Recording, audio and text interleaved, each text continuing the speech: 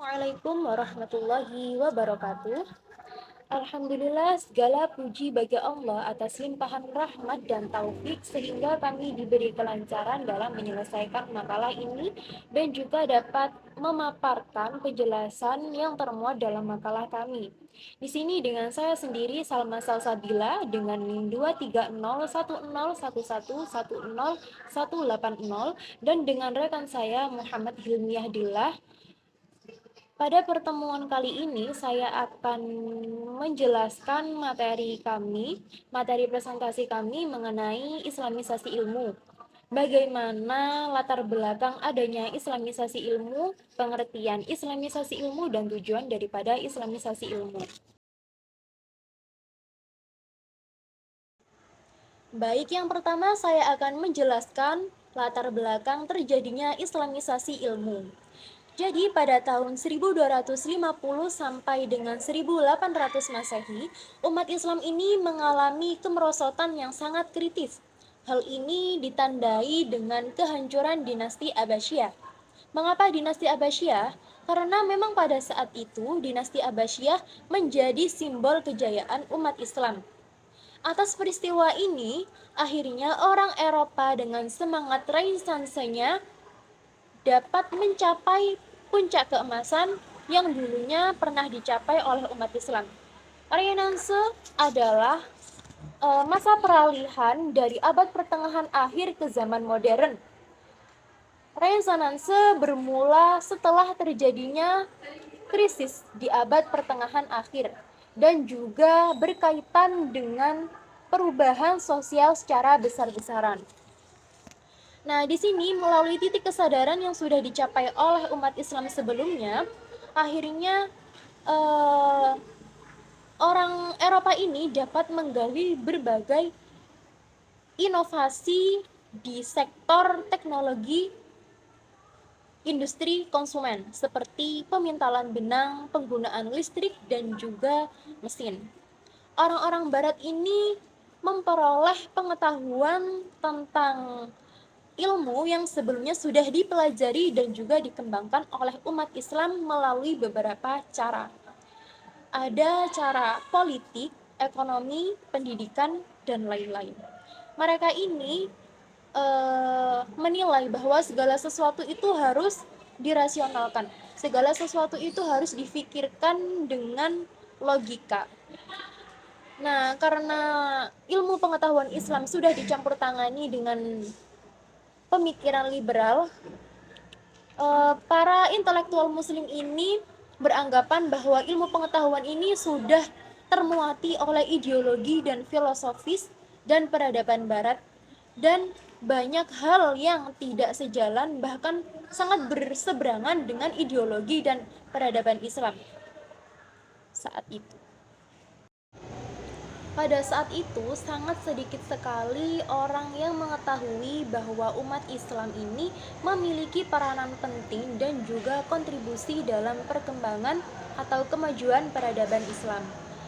Seiring berjalannya waktu, karena sumber daya alam orang Eropa ini tidak dapat mengimbangi penemuan-penemuan yang telah mereka temukan, menyebabkan terjadinya revolusi industri, yang mana revolusi industri ini menyebabkan perpecahan dan juga pengangguran, pemberontakan yang ditujukan kepada kaum borjuis. Kaum borjuis itu seperti bos kalau di Indonesia. Nah, serta timbul masalah kemanusiaan yang akhirnya mereka ini tidak lagi bergantung pada sumber daya manusia, akan tetapi sudah bergantung pada teknologi industri. Nah, barangkali di sini umat Islam ini dapat belajar atau mengambil ibrah dari keterpurukan orang-orang Eropa pada saat itu. Karena pada saat itu orang-orang Eropa ini sangat tangkas sekali dalam menyikapi atau mengatasi hal-hal yang menimpanya. Mereka ini memulihkan kembali ke dalam tatanan filosofis. Nah, contohnya ini seperti teori Galileo. Nah, teori yang mengatakan bahwa bumi ini bulat. Akhirnya para eh, para ahli seperti Columbus, Magellan, Vasco da Gama melakukan observasi, melakukan sebuah perjalanan untuk menemukan dunia baru dari jalur laut sebagai sarana untuk menaklukkan negara-negara lain yang kemudian di sana dia akan mengeksploitasi sumber daya alam yang ada di sana. Di sini orang-orang Eropa ini juga tidak menghiraukan nasib-nasib orang-orang penduduk pribumi itu. Mereka pikirannya hanya kekayaan aja. Menurut Abdurrahman Al-Kawakibi, seorang akademis dari negara timur, mengatakan bahwa orang-orang Eropa ini mempunyai pengerangai yang sangat buruk. Orang-orang Eropa ini mempunyai sifat keras kepala, mempunyai hati yang pendendam, materialistis, egois, dan lain-lain. Nah, di sini orang-orang Eropa ini tidak hanya melakukan revolusi industri saja, akan tetapi mereka juga melakukan berbagai usaha untuk menggerus akidah dengan melakukan berbagai cara. Akan tetapi ternyata usaha-usaha yang telah mereka lakukan ini nihil, tidak membuahkan hasil sama sekali. Akhirnya mereka ini mulai mencari dan menganalisis apa sih yang membuat orang Islam ini mempunyai keyakinan yang sangat kuat. Akhirnya mereka ini berasumsi bahwa eksistensi kekuatan umat Islam ini merupakan hasil dari akidah dan agama Islam itu sendiri. Kemudian orang Eropa ini berpikir untuk melakukan kampanye secara mendalam guna mengendurkan kekuatan dan juga ikatan umat Islam pada saat itu.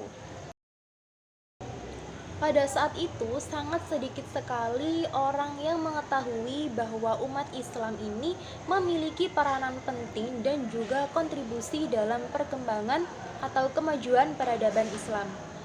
Seiring berjalannya waktu, karena sumber daya alam orang Eropa ini tidak dapat mengimbangi penemuan-penemuan yang telah mereka temukan, menyebabkan terjadinya revolusi industri, yang mana revolusi industri ini menyebabkan perpecahan dan juga pengangguran, pemberontakan yang ditujukan kepada kaum borjuis.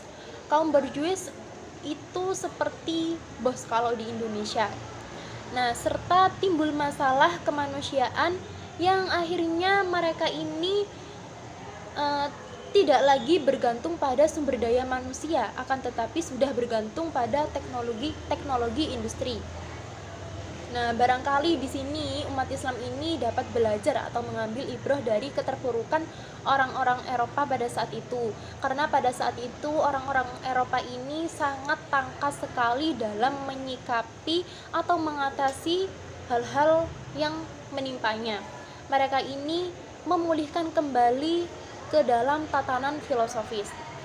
Nah, contohnya ini seperti teori Galileo. Nah, teori yang mengatakan bahwa bumi ini bulat. Akhirnya para ahli seperti Columbus, Magellan, Vasco da Gama melakukan observasi, melakukan sebuah perjalanan untuk menemukan dunia baru dari jalur laut sebagai sarana untuk menaklukkan negara-negara lain yang kemudian di sana dia akan mengeksploitasi sumber daya alam yang ada di sana. Di sini orang-orang Eropa ini juga tidak menghiraukan nasib-nasib orang-orang penduduk pribumi itu. Mereka pikirannya hanya kekayaan aja.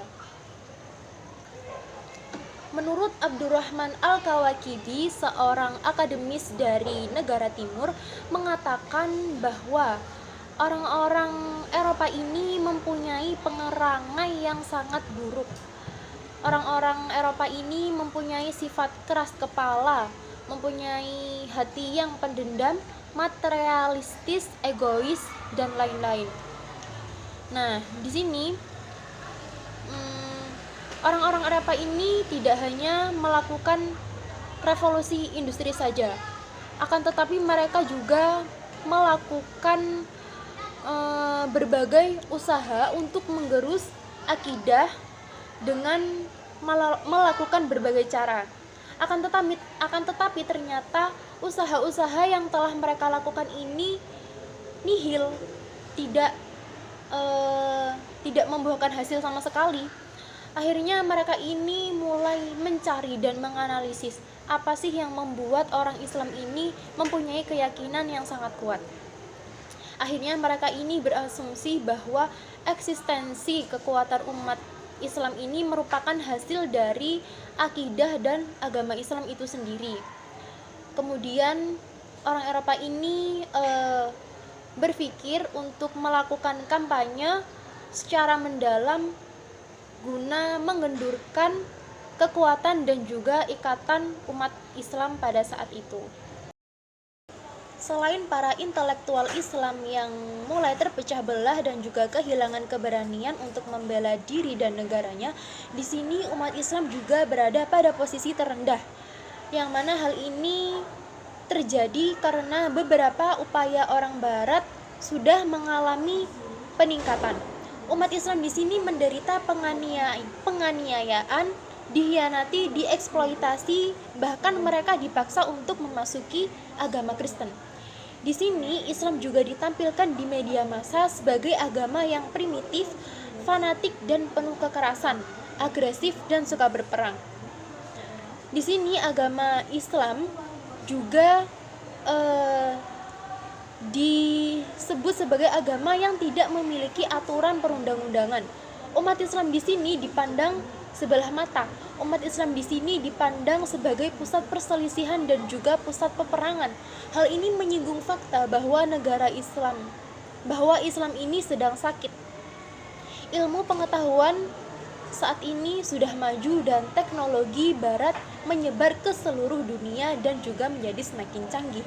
Di sini seakan-akan umat Islam ini disesatkan oleh kemajuan ilmu pengetahuan sekuler dan semakin menjauh dari prinsip dan hakikat Islam karena sejumlah persoalan yang bertentangan dengan budaya dan filsafat Islam. Mereka di sini memisahkan antara ilmu pengetahuan dengan agama karena mereka percaya bahwa sains ini tidak bisa dibatasi, sains ini bebas.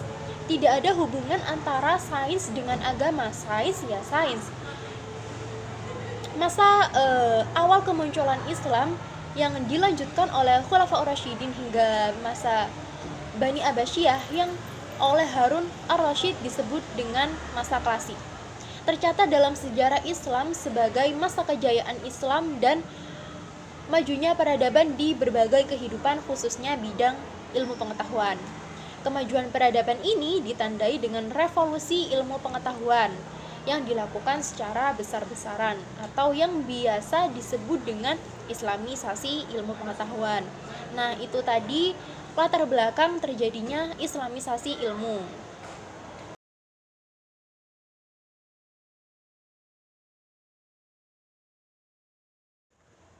Sebagian besar islamisasi ilmu ini telah terjadi sejak zaman Nabi Muhammad SAW. Kemudian ilmu ini diwariskan kepada para sahabat, para tabi'in, dan para ulama.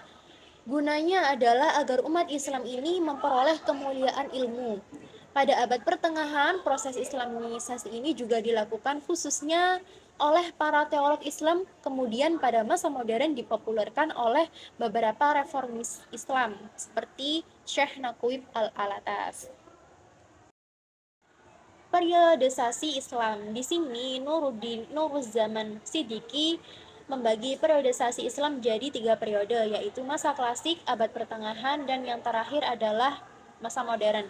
Di sini masa klasik merupakan masa di mana umat Islam dan Islam ini mengalami masa keemasan. Umat Islam mencapai kemajuan dalam ilmu pengetahuan dan juga peradaban, khususnya pada era Abbasiyah. Karena pada masa ini ilmu pengetahuan sangat berkembang pesat dan juga ada terjemahan bahasa Arab dari karya Yunani dan Persia, sehingga memunculkan sebuah akademisi dengan keahlian di berbagai bidang seperti hadis, fikih, teologi, matematika, fisika, kimia, dan geografi. Sedangkan periode tengah dibagi menjadi 2, yaitu era kemunduran dan 3 era kerajaan besar. Periode modern adalah sekarang ini, atau yang disebut dengan Harun Nasution sebagai era kebangkitan atau kembalinya Islam. Sejak zaman Nabi Muhammad SAW memang ilmu pengetahuan ini banyak dipengaruhi oleh Islam. Pergeseran yang dilakukan oleh Nabi Muhammad SAW untuk menyesuaikan dengan masyarakat Arab saat itu adalah buktinya. Hanya dalam waktu sekitar 23 tahun, Nabi Muhammad ini dapat mengubah seluruh tatanan Arab jahiliyah menjadi peradaban Islam dengan menerapkan prinsip-prinsip Al-Quran dan juga Al-Hadis. Ulama-ulama dan bidang keilmuan. Di sini ada banyak bidang keilmuan. Yang pertama ada bidang hukum. Bidang hukum ini ada Imam Malik, Imam Abu Hanifah, Imam Syafi'i, dan juga Imam Hambali. Kemudian ada bidang teologi. Di sini ada Imam Al-Ash'ari, Al-Wasil bin Atha, Imam Al-Maturidi, dan juga Al-Jubai. Di bidang tasawuf atau sufi, di sini ada Ibnu Maskawai, Al-Kindi, Ibnu Sina, Al-Farabi, dan Wasil bin Atha. Kemudian di bidang filsafat ada Ibnu Maskawai, Al-Kindi, Ibnu Sina, dan Al-Farabi. Dan yang terakhir di ilmu pengetahuan dan teknologi ada Al-Masdi, Ar-Razi, Al-Khawarizmi, dan juga Ibnu Haytham. Itulah nama-nama ulama beserta bidang keilmuan. Menurut Nasim Bad, umat Islam ini sangat terpesona dengan sains. Akan tetapi di sini umat Islam ini yang terpesona dengan sains modern ini mempunyai reaksi yang berbeda-beda. Ada yang suka dan ada yang tidak suka. Yang pertama adalah kelompok umat Islam yang menolak ilmu yang tidak bersumber dari Al-Quran dan As-Sunnah. Kemudian yang kedua ada kelompok umat Muslim yang percaya dan menyetujui bahwa ilmu pengetahuan ini boleh dicampur. Jadi ilmu pengetahuan modern ini sangat perlu diislamkan. Jadi ilmu pengetahuan modern dikasih bumbu-bumbu ilmu keislaman. Pengertian Islamisasi ilmu. Secara epistemologis, Islamisasi ilmu terdiri dari 3 suku kata, yaitu Islamisasi, ilmu, dan pengetahuan. Dalam Kamus Bahasa Indonesia Modern, Islamisasi diartikan sebagai pengislaman dunia, yakni upaya mengislamkan dunia. Sedangkan ilmu adalah pengetahuan atau kecerdasan, baik ini mengacu pada skala jenis kebatinan, alam, dan lain-lain. Sedangkan pengetahuan berarti mengetahui segala sesuatu yang diketahui atau apa saja yang telah diketahui. Islamisasi ilmu melibatkan integrasi nilai-nilai Islam ke dalam metodologi penelitian, pemikiran, dan aplikasi ilmu pengetahuan. Ini mencakup penelaahan terhadap aspek-aspek moral, etika, dan filosofis dalam ilmu pengetahuan. Misalnya dalam bidang sains aspek keadilan, keberlanjutan, dan dampak sosial dari penemuan ilmiah dapat dievaluasi berdasarkan prinsip-prinsip Islam. Selain itu, dalam pendidikan, metode pengajaran dan kurikulum dapat disesuaikan agar mencerminkan nilai-nilai Islam, termasuk pemahaman terhadap konsep moral, sosial, dan spiritual.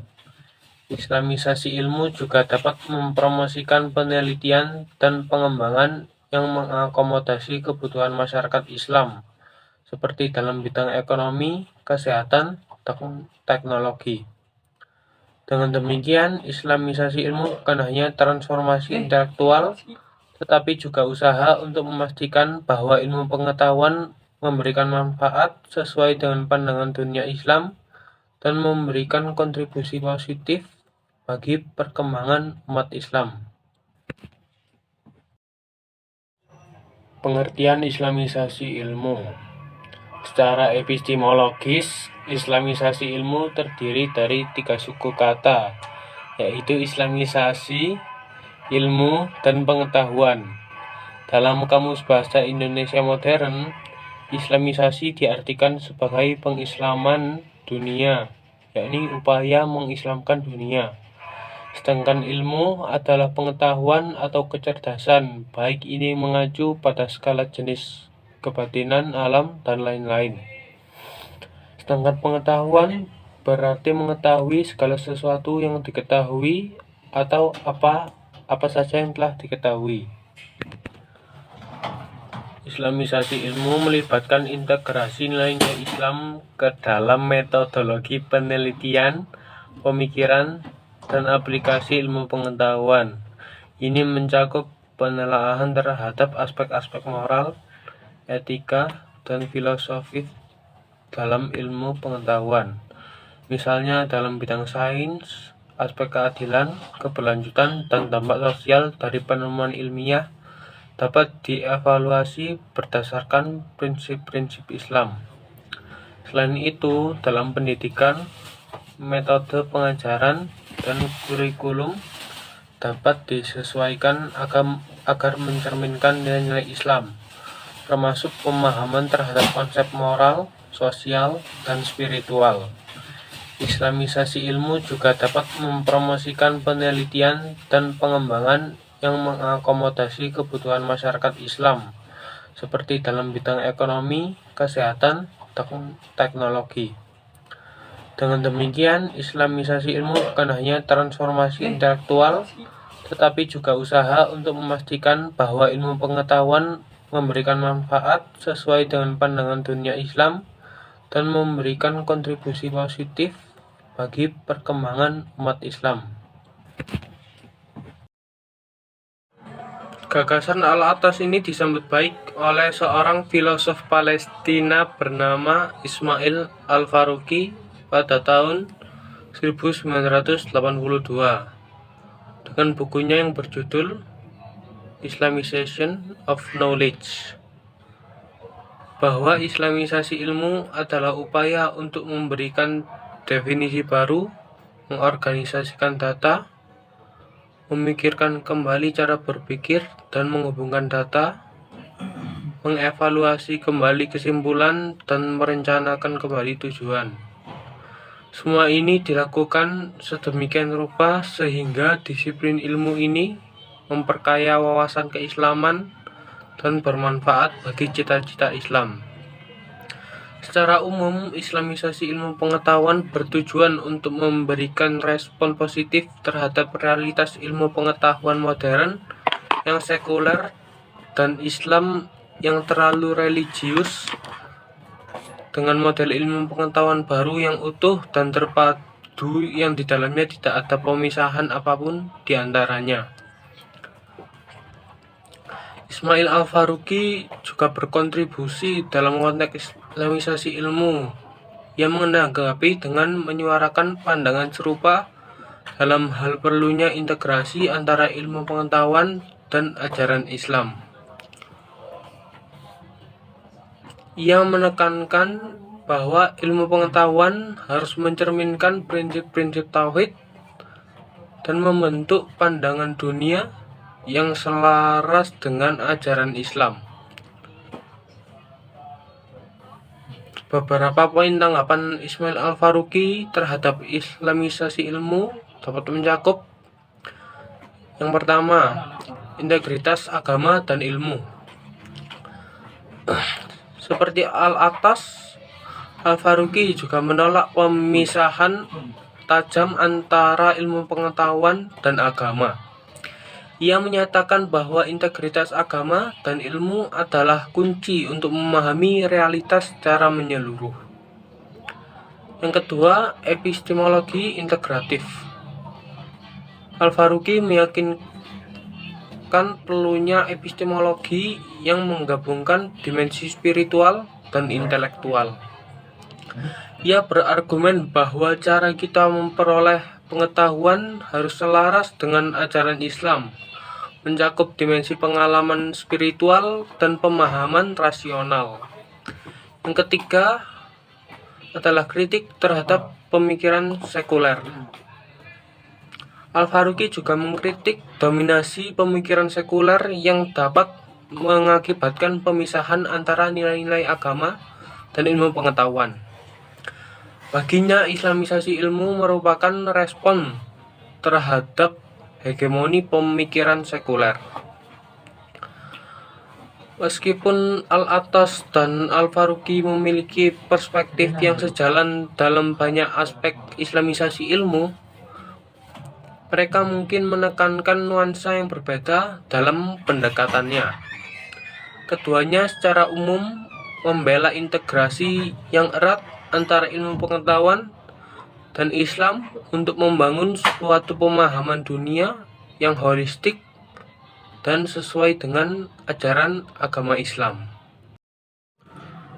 Gagasan islamisasi ilmu pengetahuan telah menjadi kontroversi sejak kemunculannya hingga saat ini. Ada yang mendukung dan ada pula yang menolak. Yang lain mendukung beberapa gagasan dan menolak bagian lainnya. Meski di satu sisi momentum ini disambut antusias dan optimis sebagai awal kebangkitan Islam, namun ada pihak lain yang menganggap bahwa gerakan Islam ini hanya sebuah euforia sesaat untuk mengatasi masalah yang ada, yaitu mengobati rasa patah hati dan rasa rendah diri yang berlebihan karena tertinggal jauh jika dibandingkan dengan peradaban negara-negara barat. Oleh karena itu, ada beberapa tokoh yang termasuk dalam kategori kontra akan islamisasi ilmu. Yang pertama yaitu Yahudin Sardar, seorang pemikir muslim dari Inggris. Ia menolak dengan argumen bahwa pendekatan tersebut lebih bersifat reaktif terhadap peradaban barat daripada menciptakan kontribusi positif baru. Yang kedua adalah Fazlur Rahman, seorang ulama Sudan yang dulunya mengajar di Universitas King Abdul Aziz, Saudi Arabia. Ia memiliki pandangan yang kritis terhadap islamisasi ilmu. Ia menganggap perlu mengakui dan memahami ilmu pengetahuan modern sebelum mencoba mengintegrasikannya dengan prinsip-prinsip Islam. Yang ketiga, Jafar Syekh Idris. Pendekatannya mungkin lebih berfokus pada perlunya menjaga keseimbangan antara warisan Islam dan ilmu pengetahuan modern, tanpa mengorbankan integritas dan keberlanjutan perkembangan ilmiah. Sementara ada pihak yang melihat islamisasi ilmu sebagai langkah positif menuju kebangkitan Islam, para kontra berpendapat bahwa pendekatan ini dapat menjadi respon yang kurang konstruktif jika tidak disertai dengan pemahaman mendalam terhadap ilmu pengetahuan modern. Perdebatan ini mencerminkan kompleksitas dalam menyelaraskan tradisi keilmuan Islam dengan kemajuan ilmiah kontemporer.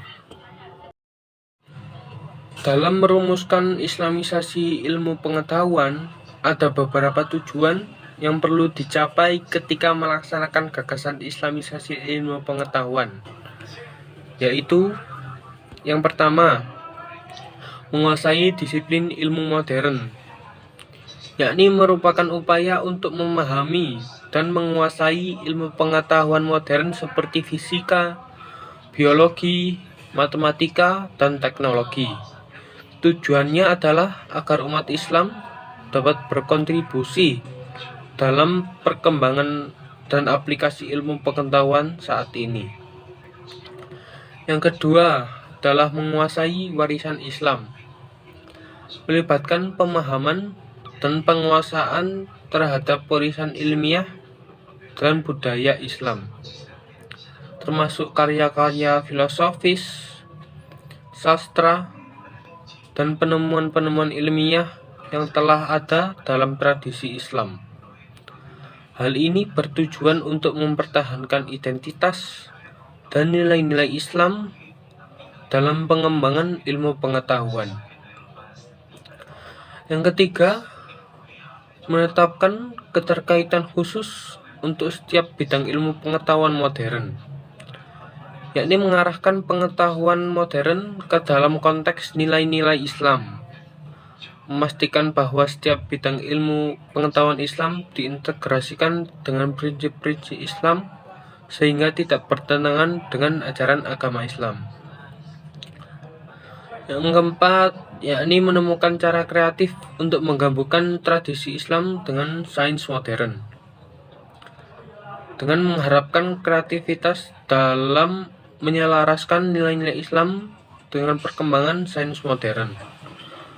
Tujuannya adalah menciptakan harmoni antara pengetahuan modern dan prinsip-prinsip agama Islam tanpa mengorbankan kebenaran ilmiah.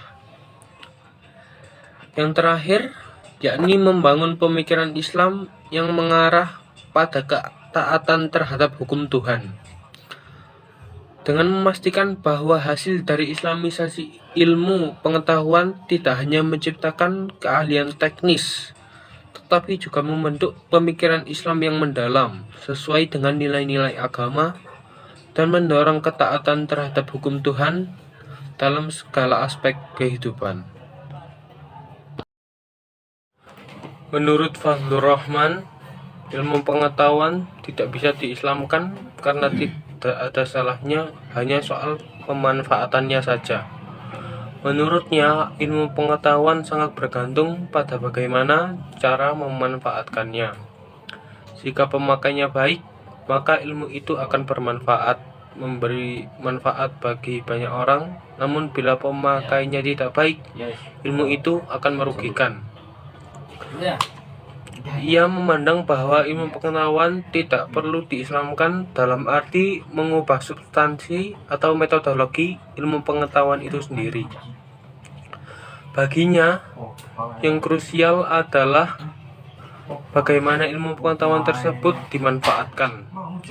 Fazlur Rahman berpendapat bahwa lebih baik fokus pada pemanfaatan ilmu pengetahuan secara bijaksana dan bertanggung jawab daripada menciptakan suatu konsep khusus tentang ilmu pengetahuan Islam. Menurutnya, tidak perlu menyusun rencana atau diagram untuk menciptakan ilmu pengetahuan Islam secara terpisah. Sebaliknya, ia menekankan penggunaan ilmu pengetahuan dengan hati-hati, menyamakan ilmu pengetahuan dengan senjata dua sisi yang dapat memberikan manfaat besar atau merugikan tergantung pada cara penggunaannya. Dalam pandangan Rahman, penting untuk mengarahkan ilmu pengetahuan menuju pemanfaatan yang positif yang dapat memberikan manfaat luas bagi masyarakat. Jadi, bagi Fazlur Rahman, esensi dari ilmu pengetahuan terletak pada bagaimana manusia menggunakan dan mengarahkannya. Ilmu pengetahuan memiliki potensi untuk memberdayakan atau merugikan, tergantung pada moralitas dan etika pemakainya.